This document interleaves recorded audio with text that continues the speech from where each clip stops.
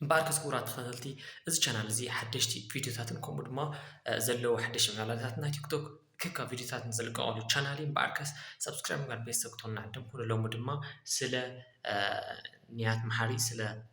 إساء صبايا أموتا زولو تحدش نقدر تسمي حلو نصو نتايو هذا فيديو اللي بحنساب كنا كندينا سكامو لا تمسنا سنكاتو لكم سنة ስለ ስነ ጥበባዊ ይስሐቅ ገብረእግዚአብሔር ገለ ክንብለኩም ስነ ጥበባዊ ይስሐቅ ገብረእግዚአብሔር ደራፋይን ገጣማይን ከም ዝኾነ ንፈልጦ ኢና ስውእ ስነ ጥበባዊ ይስሐቅ ካብ ኣቦኡ ኣቶ ገብረእግዚአብሔር መሓርን ተቐባሽ ደብረፅዮን ኣብ 1980 ኣብ ኣስመራ ተወሊዱ ካብ ቀዳማይ እስካብ 5ይ ክፍሊ ኣብ ቤት ትምህርቲ ሞዴል ካብ 6ይ እስካብ 7ይ ክፍሊ ድማ ኣብ ቤት ትምህርቲ ናጽነት ኣስመራ ካብ 8ይ ክሳብ 11 ክፍሊ ኣብ ቤት ትምህርቲ ኢብራሂም ሱልጣን ተማሂሩ እዩ ቀፂሉ ኣካዳማዊ ትምህርቱ ንምዕባይ ኣብ ስማብ ብትራትሪካል ኣርት ብዲፕሎማ ተመሪቑ እዩ ትምህርቲ ብምዝዛም ኣብ ትሻዓንተ ሃገራዊ ኣገልግሎት ሃገራዊ ግቡኡ ንምፍፃም ናብ ሳባ ወሪዱ እዩ ኣብ ሳዋ ግቡኡ ፖለቲካውን ወታደራውን ትምህርቲ ድሕሪ ምቕሳም ናብ ክፍለ ሰራዊት 11 ተመዲቡ ካብ ወርሒ ትሻዓንተ 1999 ክሳብ ወርሒ 3 2001 ኣብ ክፍለ ሰራዊት 11 ከገልግል ድሕሪ ምጽናሕ ቀፂሉ ኣብ ወርሒ 3 2001 ክሳብ ወርሒ 9 2001 ኣብ ባህሊ ግንባር መረብ ሰቲት ካብ ወርሒ 9 2001 ክሳብ ወርሒ 2 2007 ኣብ ባህሊ ዞባ ስርሒት 2 ካብ ወርሒ 2 2007 ክሳብ ወርሒ 6 2011 ከም መሪሕ ጋንታ ኣባል ባህሊ እዚ ምዕራብ ካብ ወርሒ 6 ክሳብ 2011 ክሳብ ወርሒ 8 2019 ከም ሓላፊ ንኡስ ጨንፈር ቀፂሉ ኮር ሓላፊ ግንባር እዚ ምዕራብ ካብ ወርሒ 9 2019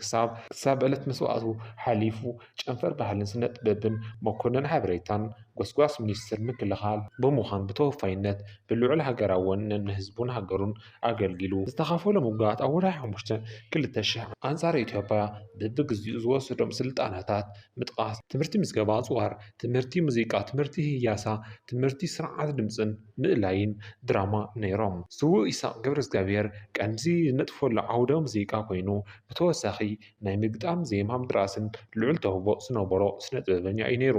ስውእ ስነ ጥበባዊ ይስሐቅ ምስ በፀቱ ብምዃን ኣብ ውሽጢ ሃገርን ወፃእን ብምኻድ ንህዝቡ ሰራዊትን ብተኣማንነት ኣድላይ ጎስጓሳት ከካይድ ፀኒሑ እዩ ስውእ ስነ ጥበበኛ ይስሐቅ ገብረእግዚአብሔር ኣብ ስርሑ ትጉህን ውፍይን ምስ ብፀቱ መሳርሕቱ ዝነበሮ ናይ ስራሕ ዝምድናን ኣዝዩ ንኡድ ናይ ምርድዳእ ክእለቱ ምቕሉልነቱ ብኩሎም መሳርሕቱ ኣዝዩ ምስጉን እዩ ነይሩ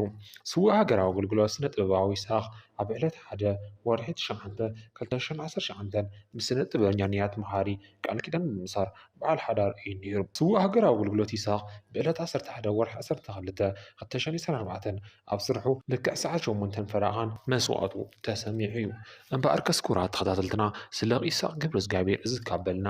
ናብ ናይ ንያት መሓሪ ድማ ከነብለኩም ከም ዝፍለጥ ንያት መሓሪ በዓልቲ ገዙ ንይስሐቅ ገብረእግዚአብሔር እንትኸውን ንሳ እውን ኣብ ዓውደ ስነ ጥበብ እትሳተፍ ሓፍትና እያ ሕጂ ድማ መስዋእቱ ኣዛውግያን ሓሪቓን ሓደ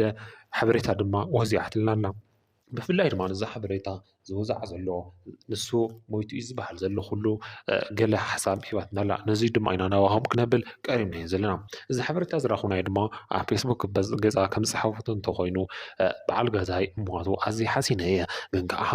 መስዋእቱ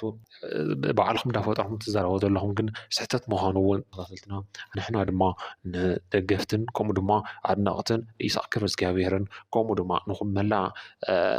ፈተውቱ ኣዕረኽቱ ኣዝማዱ መጽናዕና እንዳተመነና ኣብዚ ክፍለየኩም